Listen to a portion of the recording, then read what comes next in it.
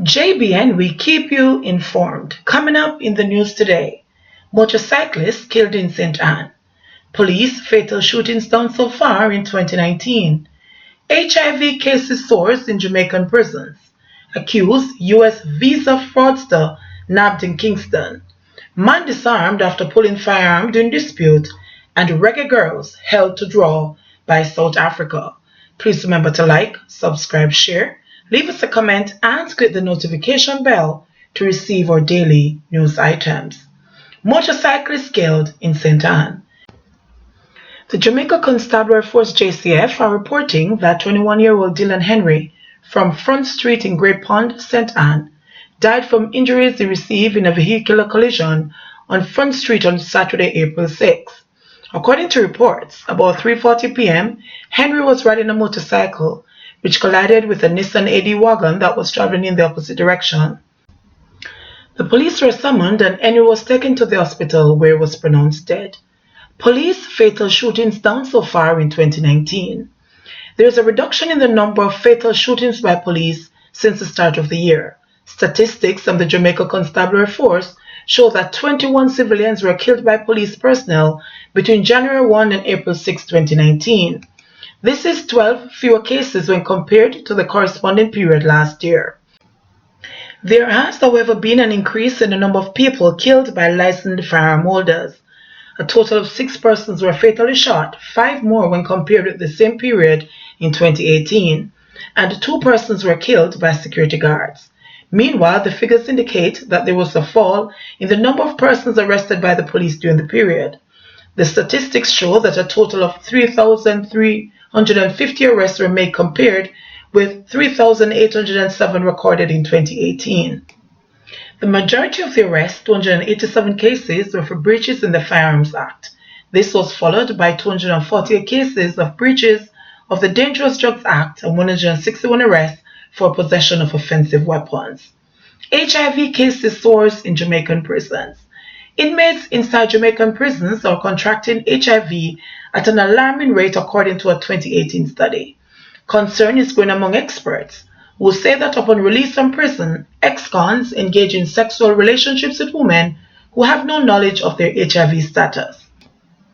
The study conducted by the National Family Planning Board, NFPB, which reported on 726 inmates who had been incarcerated for more than 6 months from 3 male adult correctional facilities and 1 female facility, showed that the HIV prevalence rate was 6.9%, more than 100% higher than the 3.3% recorded in 2011.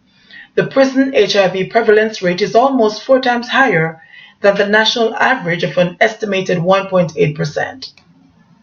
The St. Catherine Adult Correctional Center had the highest rate, followed by Tower Street and Fort Augusta, the Women's Correctional Facility relocated to South Camp Road in Kingston. Data also show that inmates have a syphilis prevalence rate of 4.5%. The high HIV prevalence among male prison inmates suggests that this is the 3rd highest risk population after transgender women and men who have sex with men in Jamaica. The study pointed out that almost half of the inmates were married or had been living with a partner, while 46% were single and have never lived with a partner before their incarceration. Some inmates in the study claimed that they contracted HIV while in prison. Director of Health Promotion and Prevention at the National Family Planning Board, Andrea Campbell, said the figure was cause for concern. Anything above the general population is usually of concern to us. It is too high for inmates, and it is concerning because remember, a lot of these persons are coming back out in society. A study was done previously where we found that persons are meeting persons within the institutions, and when they do this, they believe that this person is inside the institution and they must be clean. They can't have anything. Women on the outside meet men on the inside because as far as she's concerned, he's not doing anything in there. But she doesn't know what he's doing before he goes in there either. So this is of concern to us and is a target group that we really have to be looking at and scaling up our interventions, said the NFPB director. Campbell said, however, that medication was made available to inmates once they were identified as positive and wanted to go on medication. The medication is available for them through the medical staff at the institution, and it is there for persons to access, she said. They can get their regular viral load tests within the institutions. So basically, the care is there for persons who need it. The study also pointed out that there was low reported exposure to HIV educational sessions and condom demonstrations in the prison system. The effectiveness of current prevention interventions being implemented in the correctional services is questionable.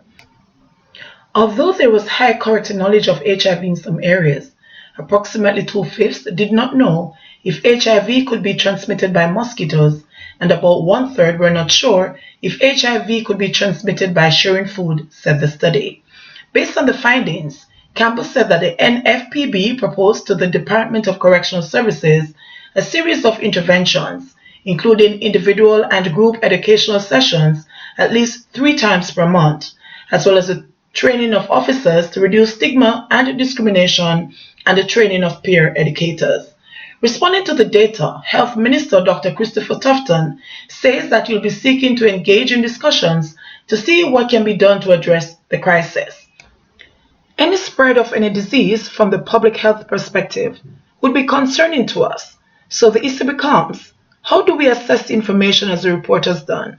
And what are some of the things that need to be done in the interest of public health to prevent, in the first instance and in the second instance, to treat and contain the problem, said Tufton. Accused U.S. visa fraudster nabbed in Kingston. The police have arrested a man accused of fraudulently collecting money to assist several people with acquiring United States visas. The Overseas Criminal Investigations (OCI) Division of the U.S. Embassy in Kingston said following its investigation, the police arrested and charged Eric George Miller of Olympic Gardens last Wednesday. This, the embassy said in a statement, follows complaints received from 8 Jamaicans claiming that Miller defrauded them. The accused allegedly convinced each of the 8 victims to deposit between Jamaican $75,000 to $160,000 into his bank account in exchange for promising to help them acquire H-2B visas and employment opportunities in the United States. When the victims recently appeared at the U.S. Embassy as instructed by Miller, they learned that they had no visa appointments scheduled, and Miller did not answer their calls or arrive to render assistance with the process, the statement continued. Miller was arrested and charged by the Constabulary's Counter-Terrorism and Organized Crime Division, CTOC, with obtaining money by means of false pretense due to misrepresenting himself as someone who could assist in acquiring H-2B visa, overseas work opportunities, and charging multiple Jamaicans for services not rendered. The U.S. Embassy's OCI division said it is committed to preserving the transparency of the visa issuance process and is dedicated to ensure that Jamaican nationals seeking visas are not unfairly exploited by financial fraudsters.